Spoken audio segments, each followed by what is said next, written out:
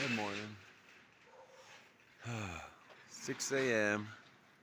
Trying to go to my next monastery. But it's a difficult one. It's on a road that buses don't go on. Don't want to pay for a private taxi. That'll be crazy expensive. This is the bus. It's going to leave very soon. And that's where I slept, in the blue building. I was in the back room over there. This is where the bus dropped me off, kind of middle of nowhere, Darcha. I got a breakfast and met this guy who's gonna help me go the rest of the way. See the sun poking through the clouds. Bag, beautiful seat. This is where he sleeps. And then we're here in one of those. So this was a checkpoint. This guy lives here. He lives in this place. There he is, this guy. He lives here. He lives in that yellow building for 6 months of the year. And people have to stop and check in. So the guy didn't take me where I exactly needed to go, but he took me up the road to the turning point. The major road is where these trucks are coming from. That's the major road. It goes up there. It goes to Leh. Hey! And it goes to the capital city of Ladakh, which is like the Tibetan, the new Tibet, basically. It's like the refugee area of Tibet. But I'm trying to go this way to, I guess, Padam and Kargul Shinkula. I need to go to let's see. I need to go to Shinkula is the pass. That's like 5,000 meters up, really, really high. And I'm trying to go to Padam. Well, halfway to Padam. Over the pass and into Padam, and it's not a common road, so I'm just gonna hike to the first town because that's like 2 hours walking, and I'm just gonna try to hitchhike, see if I can get something. Aha! This is Samil, and I'm walking for like what, 1 minute, and he drives by and stops. We have to move his big bag. I'm going to try to squeeze in here with my backpack on top. We're going to see if it's safe or not. It will be safe. So this road here is like the cut through. It's only more so for military purposes. This is like the last checkpoint before we go up that way? Go up that way. Yeah. So we're going over this way to the pass. It's 16,000 feet. 16,000 feet. And then we come back down. And then, but it gets really messy. It gets really, apparently, terrible roads. So we'll see. And we tried to find a car for me, but no one seems to be going. So Samil? Yeah, Samil's gonna take me. Oh my God, crazy. Okay, so a car just started driving up, and so we stopped. Like, that's the checkpoint. We didn't go. We didn't go anywhere. It was unbelievable. Oh my God. So much. I'm being helped and aided so much. It's insane. Thank you, everyone. Holy crap. Yeah. I don't know. What's your name? My name is Pasang. Pasam? Yeah, Pasang. Oh, Pasang. Yes. I'm Mike. Thank you so much. Yes. Where are you from? From USA. USA. Yeah. Welcome to Zanskar. Yeah, it's so beautiful. It's so beautiful. Thank you so much. Doing some construction, I don't know. But this is the top. It's called Shinskar? This is Shinkula. Oh, Shinkula Pass. Yeah. So this is like 16,000 feet. Amazing. And now we go down To Zanskar. to Zanskar.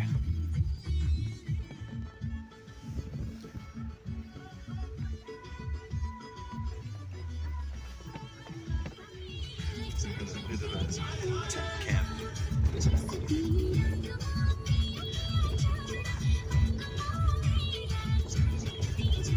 They're working on this road, trying to get this thing paved. I guess maybe by next year. Look, we have some paved road. They're working their way First up. village of Zanskar. This is the last village of first or last. From this side first and from another. Yes, exactly. First village on this side of the mountain. All right, cool. So I got dropped off here middle of nowhere. Now I have to hike, I don't know, like a few miles, going down there. It's crazy how blue that water is. And then I'm going on that road. We going over there, through there. Beautiful storehouse. Yummy snacks and cookies. So this is the Perna place. We have a bunch of Lithuanian motorcycle guys doing a group ride through the mountains. And oh, excuse me, sorry. I had a nice dal and rice in here. Really good. It was super fresh. Really nice. And so now I go back up. I start walking. More help. Nice. Do you have the time? Lovely ride up to this parking lot. Saved me like a mile and a half or so. Got another, I don't know, 4 miles to walk. And she's been living here. An amazing story. I'll share it later when she's not next to me. But she's 80, or over 80, hiking in the Himalayas. Come on, Lafang, why did you make us walk so far? You make us walk too much. Walking along the side of the mountain here with this crystal clear, well, not clear, but incredibly blue water. Just amazing. But we can't go down. This is landslide territory. Very safe, I promise. And look, there's a family over here. That's a family, I don't know where from, on a trip to the Himalayas in India, going on a hike to one of the most holy places on earth. How cool is that? The blue contrasting with the red. Oh my goodness. Insane. And this family is crazy. They've been traveling for 1 year by bicycle, and the youngest is 7, and I think they have 4 kids. Maybe more, I don't know what, it's crazy. Yeah, it's really insane. And they've been through like South America, I'm guessing through Europe, and now they're in India, and they don't know where they're going next, but they were thinking about flying to Japan next. And I told them, if they want to do more trekking, now is the right time to go to Nepal and hike in the Himalaya mountains over there. So I'm trying to encourage them to do that.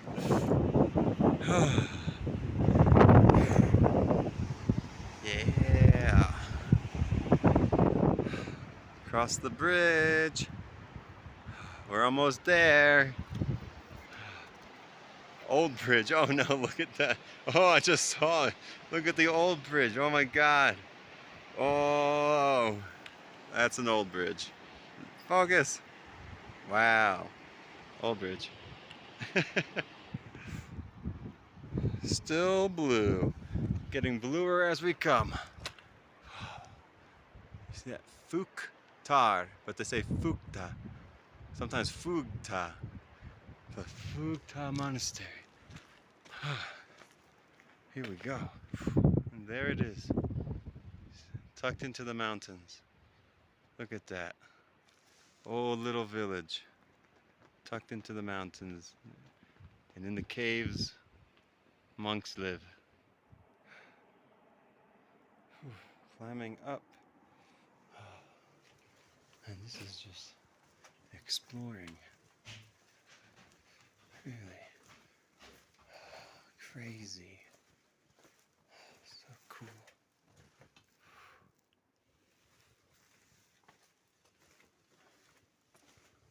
Wow. Look how tiny all the doors are.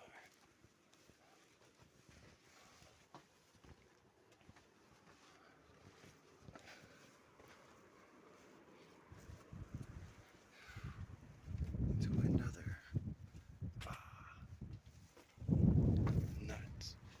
And you can climb up these really super steep steps. More flags. There's a village over there of regular people, not monks. farmland.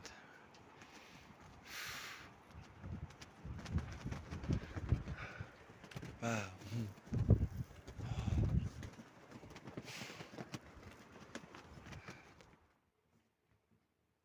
Oh my god. Look where I get to stay for.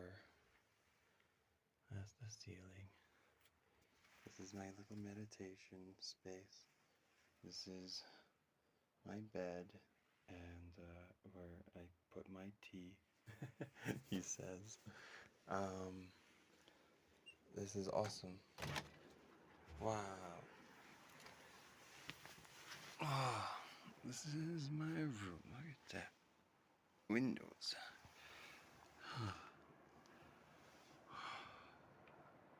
Um, I get to stay in the Phukthar Monastery for 2 weeks. So this will be the last day I take videos, I think. But wow, this is incredible, and I am kind of in disbelief. Wow.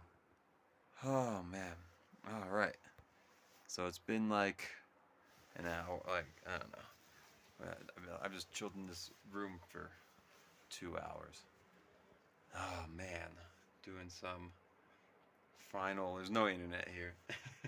I don't have any network. So just listening to some final messages. Trying. The only thing that's a struggle here is really like feeling connected to some friends and family and things, and I do that through WhatsApp, texting, and calling and voice messaging. And so it feels a little bad if I'm to be here for 2 weeks with zero contact. But we'll see how that comes over time. But yeah, unbelievable. It's really unbelievable. I'm awestruck. I was coming here like maybe I can meditate, maybe I can stay in the monastery, maybe they'll let me, stay here and stuff. So they asked for like $12 a night, and I was like, well, I can't do that. But I can do $6, and I'll stay here a long time, so you'll get lots of money. And then he very quickly, I said, I can't do 1,000. I can do 500. And the monk, I don't remember his name, unfortunately, Geshe, which is like kind of like Doctor Geshe in this tradition of Buddhism. And they go to school for a long time and study Buddhism. They do debating. It's yeah, it's a quite interesting. And they go to school for years. I don't know how long, but many years. And then they graduate. They're called Geshe. So it's kind of like doctor in Buddhism. So Geshe Tsang, I think. I have to ask him again. So Geshe Tsang, he was kind of being friendly with me when I arrived and stuff, and I felt like maybe he had some power. Um, so then I asked him, "Can I stay here? Like, pretty please." um, and yeah, so he said 1,000. I was like, "Can't do that." Oh boy, I can do 500. And he immediately just said, "Okay, 500." I was like, "Oh, awesome." Hello? Okay, and now it's nighttime. I put my curtains up. Um, yeah, they have. I think it's solar electricity. So I'm not sure if the electricity is like very new or if they have it running from somewhere. But I did see some solar panels here. So I have a little light bulb.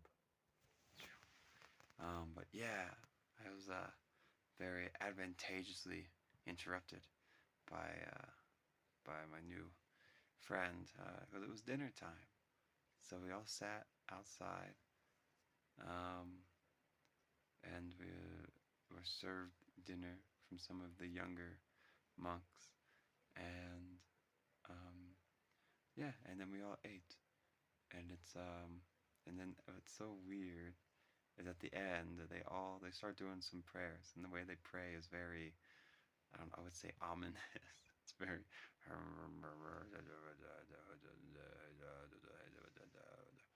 and I don't know what they're saying, but it's like they have their talking voice and then they have their praying voice, and it's very different.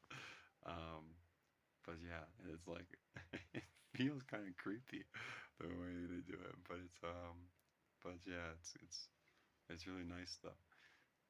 So anyway, yeah, I'm so surprised that I get to sleep here for like, I don't know. I could stay here. They let me stay here for a long time. So, but I wanted to mention about Catherine, who's the old. She's like 80. She's over 80, like 83 or something. Um, and she, you know, comes back and forth between here and France. She lives somewhere in France, in the in the uh, in the Alps, and I actually biked through it, so that was neat. Um, but yes, so that's amazing. So I don't know. Don't let age tell you what to do. It's basically what I want to say. I love seeing these people who are over 60, especially over 80. They're out hiking the Appalachian Trail. They're out here hiking in the freaking Himalaya mountains where nobody is. Um, and, they're out bicycling, on, 40 kilometers a day. And I love seeing that inspiration. So anyway, I really love it, so I wanted to point it out. And that's it. So good night, you guys.